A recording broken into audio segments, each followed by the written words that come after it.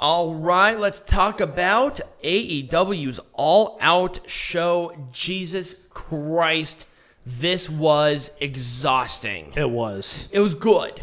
It was probably one of the best pay-per-views I've seen in the last 10 fucking years, but it was exhausting. I was tired. I mean, my balls were empty and I needed a cigarette. Right. So let's talk about our first one, our new buy-in, because obviously Pac had some travel issues.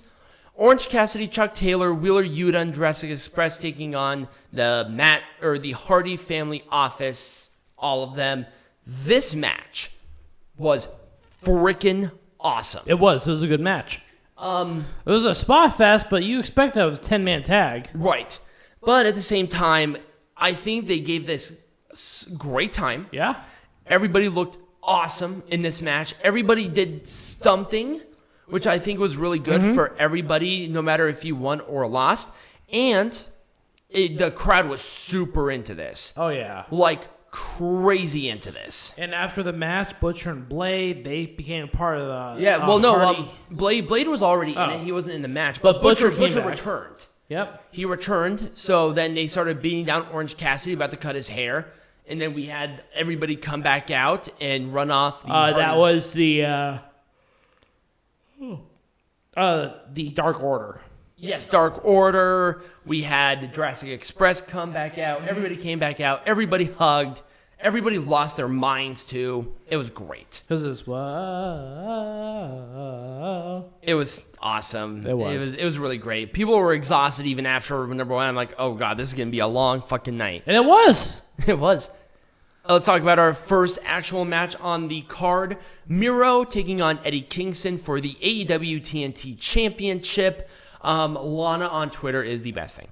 Just in general. Oh, I know. She was so funny. Just read her shit on Twitter. It was amazing. Oh, yeah. So, the match itself was pretty brutal. There was some great stuff, and there were a couple of times where I thought that Miro was actually going to lose this. Yeah. But it was a low blow, which I thought was great because it was Redeem D's nuts and hit him in the nuts. Great little wrap into there. Yep. And then a mule kick for Miro to retain. Great opener. Awesome match. Yeah. Wonderful pacing, too. Yeah, it was. Everything about this was just... I was surprised they made this the opening match, but I kind of understand why. It was an exhausting night. It really was. It very much was. So, the next one was... If I can find it... I did not order this when we saw it. Anyway, Jon Moxley taking on Satoshi Kojima...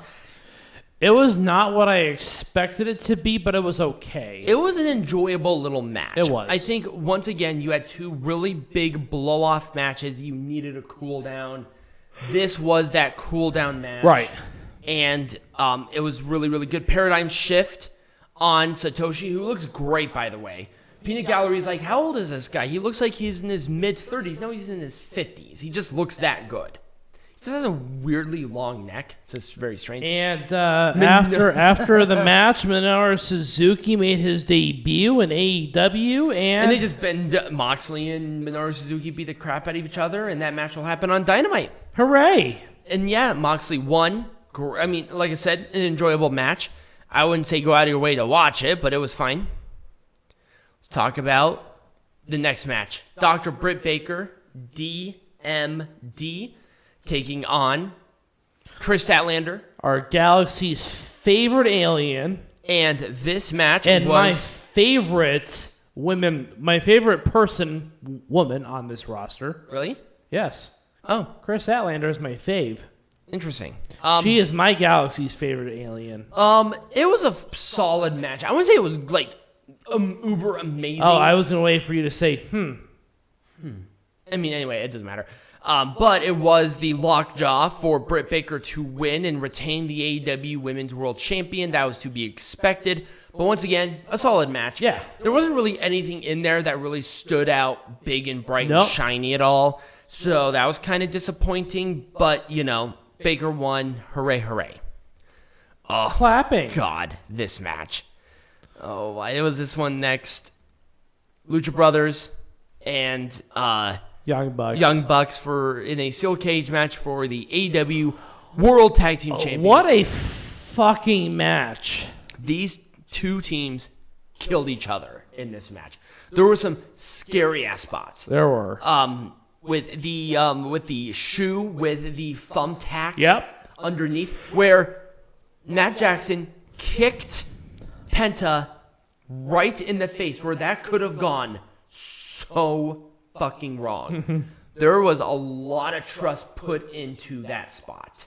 A lot of trust. Same thing with throwing the shoe into Nick Jackson. Yep. A lot of trust. There was a lot of trust on where that was going to go. That kind of stuff is scary to me. And I feel like, it wasn't really necessary. The previous meeting between these two was a 5.5-star match. I think this was pretty close to that. Absolutely. It was a wonderful match. And it was assisted. It was not too hardcore for people to get turned off by it. It was exhausting. It was Spot Fest City. It was a Spot Fest City. But you expect that with the Lucha Brothers and the Young Bucks. It's going to be a Spot Fest. Right. But they told a story with that, and it was brutal. It was a brutal story. But it was the assisted spike pile driver on Nick Jackson for the Lucha Brothers to win. We have new AEW World Tag Team Champions. Absolutely. Thank God. I am so happy. Thank goodness. I'm so happy for the Lucha Brothers to finally win these belts. It was a long time coming, definitely, and it was a great journey. And obviously, the Young Bucks were one of the greatest tag teams in the world. Mm-hmm. This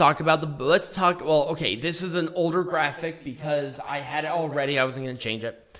The Casino Battle Royale. Peanut Gallery was doing the monitoring of who was the participants because I was making dinner at this point.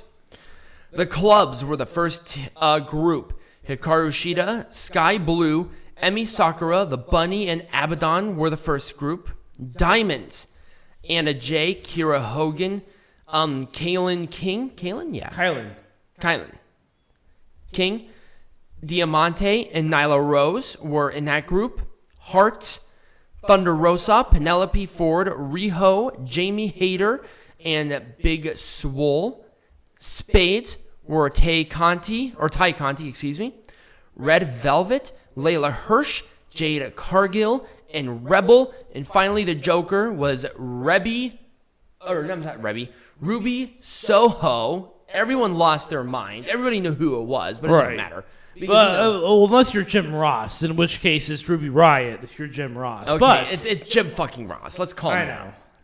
A guy who's been calling, he wasn't really calling Ruby Riot matches, but watching the product like that and all of that fun stuff, it kind of gets you into your headspace, It was fine, though. But Soho did win by eliminating Thunder Rosa. I would have been okay with either one of them to win that, but I think Soho was the right call. Well, just overall. Is someone new for Britt Baker I thought the Battle Royal, honestly, too, was very good. It was very well paced. Good Battle Royal. Mm-hmm. They eliminated the right number of people before the number of new people come in, so there was a nice little healthy group of people every single time. Yep. All right, we got to talk about it. The final fight, MJF, Chris Jericho. If Chris Jericho lost this match, which he didn't, he would not be able to compete in All Elite Wrestling ever again. The match itself was dramatic. I'm not sure if I would consider that good. You know what? It wasn't the best Chris Jericho MJF match I've seen, but if this is their blow-off match, it was a pretty good blow-off match. I can see that. No, I really can see that, definitely. I just hope that, and we'll do this when we make Pro Wrestling Majestic again, but this has to be the last one. Yep. MJF, Chris Jericho, it's been years in the making. Did Gato book this because it was so amazing, but it has to be done now. Right, absolutely. Chris Jericho and MJF both it was a wall of Jericho. MJF lost. Jericho is still going to be wrestling. I have some thoughts about that. Anyway. Well, he's not going to wrestle as often as you think he is. I hope he doesn't. So let's talk about CM Punk's return. And okay, here's the thing. This is when I start losing my mind because CM Punk was wrestling again. CM Punk, Darby Allin, I even told Peanut Gallery this, I never thought that CM Punk would wrestle again. After 4 years, I'm like, I just don't think he's coming back. And after the UFC stuff, I'm like, I think he's done. Here's what I even told Peanut Gallery. If CM Punk did not knock this out of the park, he could never wrestle again. He knocked this out of the park. It was knocked out of, and you know, it says nothing says. Now, okay, I mean, Darby Allin was the perfect person to have this first match. I'm gonna say and Darby Allin put up a fight. Yep. And it was fucking amazing. Here's the thing. This was not a 5-star match by any stretch of the imagination. It didn't have to be. It literally didn't have to be a 5-star. Because CM Punk coming back But see, CM Punk had to look good, and he did. They played this match fairly safe. Yep. There were some things that he did not do that I just think he's going to get integrated. Right. So, like, elbow drop, flying clotheslines, his tope suicida. I'm not sure if we saw that. There were some things that he did not do. Number one, he doesn't have to. He can do very limited stuff and be totally fine. But also, you know, after 7 years, you really think you're going to do a tope, suicida, and a flying clothesline? I wouldn't be comfortable doing that yet. Right. But CM Punk won with a GTS. Darby Allin was not buried. Sting came out, shook hands. Everyone showed respect. CM Punk wore long trunks, which bothered me more than it should have, but it did. But anyways, the point being is that this was a great return match for CM Punk. Oh, yeah. And CM Punk does not need, nor should he ever go for the AEW World Champion because I don't want him to. He is beyond that. Yes, I don't want him to go for the AEW World Champion at all. Zero. That is what babies do. If he goes for the AEW World Champion, I'm going to be frustrated. Anyway, we got to talk about it because there was a match on this fucking card. Oh, Lord. This was terrible. People bitch to me because I do that small little thing on TikTok. By the way, follow me on TikTok. That I said that Paul Wight getting back into the ring was a very poor idea. He had this choke slam on a Dynamite that looked fucking awful. And this match was not good. He was very slow. Yeah. He was not weak, but he was not. No. Stop. Stop. Don't ever. Big Show has nothing. Paul Wight. There's no more BS with Paul Wight. Okay, I'm sorry. 20 fucking years of being conditioned to call him Big Show. It's Paul Wight, Jim Ross, you fuck. Paul Wight cannot get back into the ring as Paul Wight, the Giant, Big Show, none of it. He is done. This was awful. He can barely move. And QT Marshall, bless his heart, he tried his best. It's all right. QT Marshall was just as bad as he was, so we'll roll with it. I feel so bad. It's like White, don't get into the ring. You're going to ruin your reputation like fucking Goldberg did. Don't. Like who? You know who I said. You heard it. I don't know. All I heard was Gilberg. All right, you're talking about Oldberg? Billberg. Billberg? I mean, Williamberg. Gold Bill. All I know is Oldberg. I mean, he's an asshole. He's an asshole. Nothing else. All right, let's talk about this main event. It was not as good as their first match was. No, not by the first match for the Impact TNA, World Champion. Yep, that was awesome. That was awesome. This one was not. And I think part of it was because I lost my breath after the match ended. I was exhausted by this time. I think my brain was shot. And then, of course, we had to have two major debuts, not just one. But let's talk about the match. Shut up. Let's talk about the match. I know you're excited. It was a second rope one-wing angel, which I thought was crazy, for Kenny Omega to retain the champion. I'll have some thoughts about that. But we go ahead. No, you want to talk about it? Go ahead. All right, so the first debut that we had, well, the second, I guess, if you don't count Ruby, so it was Adam Cole, baby. That one was kind of crazy. And, of course, he's a heel because he sided with the Bullet Club / the Elite / Kenny Omega / the Young Bucks / people. And then Kenny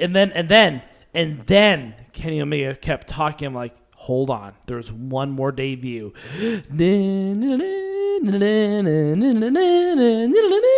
it was Bryan Danielson. You almost said it. I know you did. But I did not. So Bryan Danielson made his debut in AEW, and Bryan Danielson did some yes kicks for Bryan Danielson to come out on top.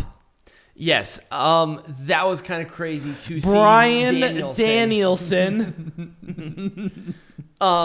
People lost their ever-loving minds. I mean, I knew that Bryan Danielson was going to make his debut. Initially it was New York, but they wanted to push him up. I did not expect Adam Cole. I did not either. That was kind of crazy.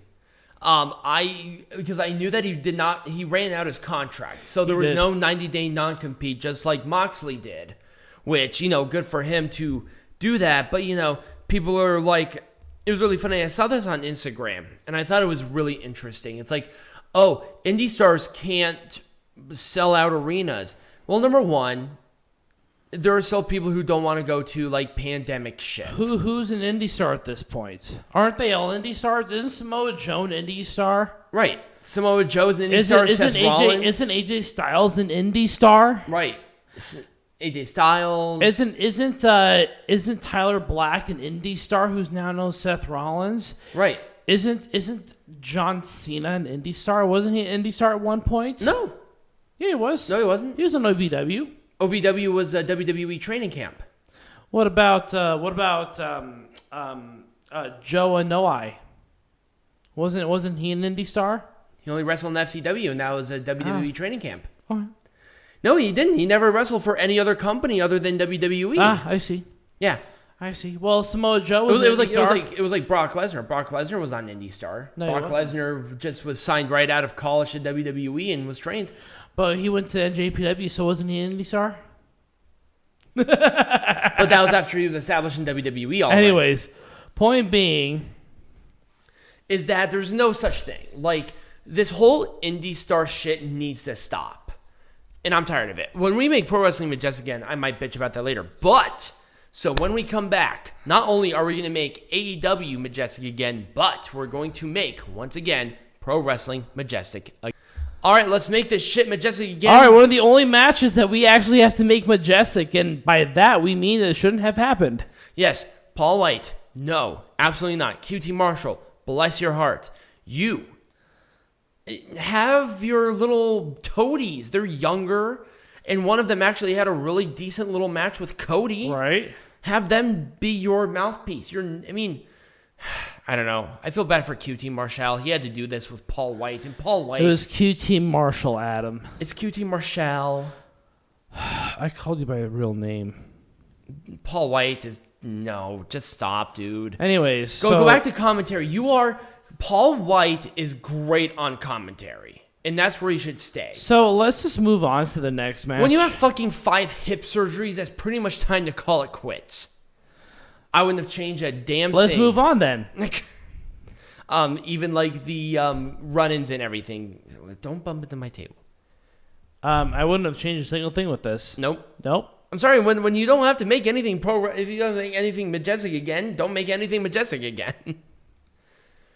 I feel like it should have been more of a death matchy. Well, I'm just so used to Jon Moxley doing death matches. It's kind of weird. I hate saying this, but I would have switched who was facing Moxley next week. Yes. And who faced him tonight. Yeah. So I would have done Satoshi Kojima next week. I would have done Minoru Suzuki tonight because Minoru Suzuki is just a Japanese Jon Moxley. Or right. Jon Moxley is just an American Minoru Suzuki. And this is taking nothing away from Satoshi Kojima, but when you think a match against Jon Moxley from New Japan, there are only a couple of names that come to mind. Satoshi Kojima is not one of them. Minoru Suzuki is literally the first person that comes to mind. Yes, he is literally the first person. And like I said, we're not taking anything away from Kojima. It's just that with All Out, with something like this, something as big as this, that was the match. I wonder if it was the last minute decision too. I feel like it was. It was. Absolutely. Okay.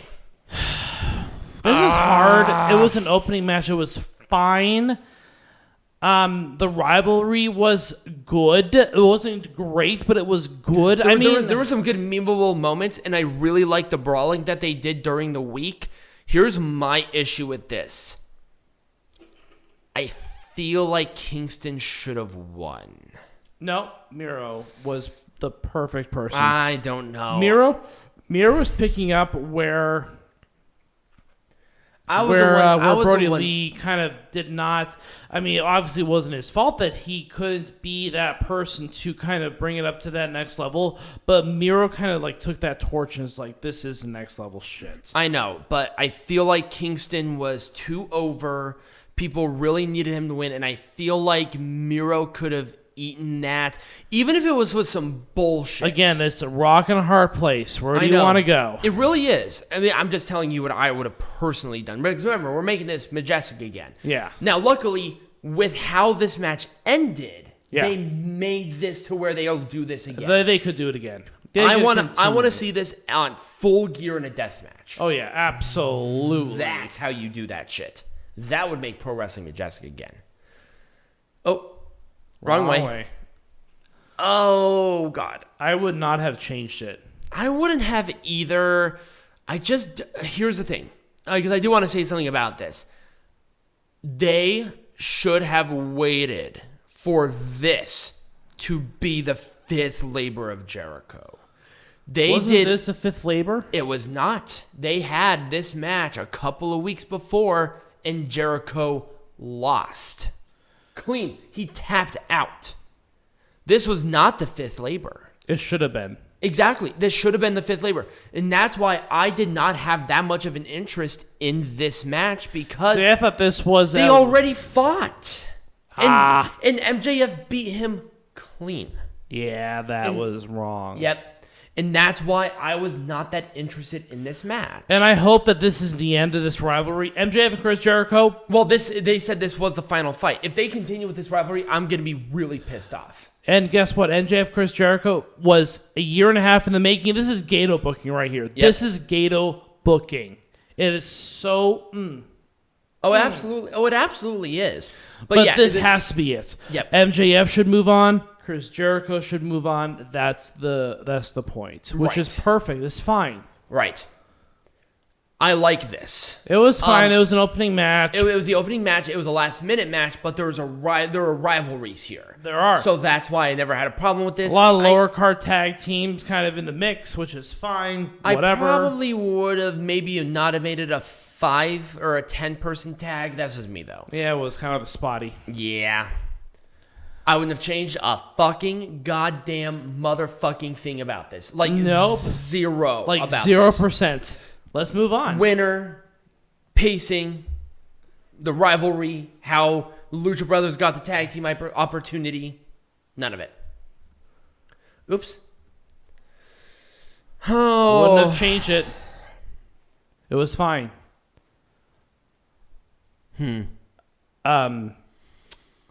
So Kris Statlander, I hate saying this, Kris but I feel like Statlander is a lot better than she was a year ago. Kris Statlander has had way too many world title opportunities, and I feel like However, Kris Statlander was undefeated. She is a lot better, and she is a lot better than she was a year ago. It was a much better. This is a match. much different Kris Statlander. I'll give you that one 100%. But obviously, she is no longer in contention because she lost the match. I hope she's not. I hope she's not, at least for a while, because it's like she's gotten 3 opportunities and she lost all of them. That's fine. That's fine. And obviously, but she was undefeated since she came back. This felt like a sleeper match. I don't want that. I don't want to feel that with a women's world title match. It just kind of felt like flat on its face to me. I don't know. That's fine. I mean, felt like that's why it went the length it did, and I felt like it could have been better. It could have been, but it wasn't. So there we go. Son of a bitch! I can't kick the goddamn thing. Anyway, I wouldn't have done anything. I wouldn't have done anything. I thought this was a great battle royal. It was a cluster flank. It was spot fest, but that's battle royal. I actually don't even think it was spot fest. I thought this was a very well structured, well paced, good rivalries kind of festering within the actual thing itself. It wasn't overly busy. Nyla Rose still looked good even with her defeat. Thunder Rosa is still obviously a very solid contender for the championship. and then they establish Ruby Soho as an immediate main top player, people are going to get upset about it. Unless your name's Jim Ross, and which name is Ruby Riott. Oh my God! Cut him some slack. It wouldn't be an AEW bingo if Jim Ross didn't make one mistake. Goddamn, he called fucking WWE for 40 fucking years. Try to readjust yourself to that. Come on. I'm being facetious. I can barely readjust myself to somebody's name change in a week. So, oh my God, you're so bad. Jesus. But no, I really like this battle royal. I do like to boast about this. I just thought it was structured really well. How long do you think it's going to take for you to readjust Adam Cole's name to Adam Cole, baby? 5 seconds. I might slip up with some Daniel Bryan's and my Bryan Danielson rants, but that hasn't happened yet. But, it's Bryan Danielson. It's Bryan Danielson. He's going Daniel by his actual name. It's going by his actual name. It's so frustrating, but okay. Overall, just this show was amazing. Amazing. But I'm exhausted. I'm so tired. Peanut Gallery's tired. I'm tired. So thank you all for listening to this. What is on the agendas for next week? Next week, we only have one pay-per-view. Awesome. Thank God. So we're going to have extended wrestling, extended heckling, and then we're also going to be covering one night of Death Before Dishonor. It's only one night. So, Mick. And then the week after that is going to be something cool. I have something really cool in mind. So, subscribe wherever you're listening to this so you stay up to date with that. Subscribe to the channel on YouTube and all of our cool shit on all different places like Spotify, Stitcher, Podbean, Google Podcasts, all that great stuff.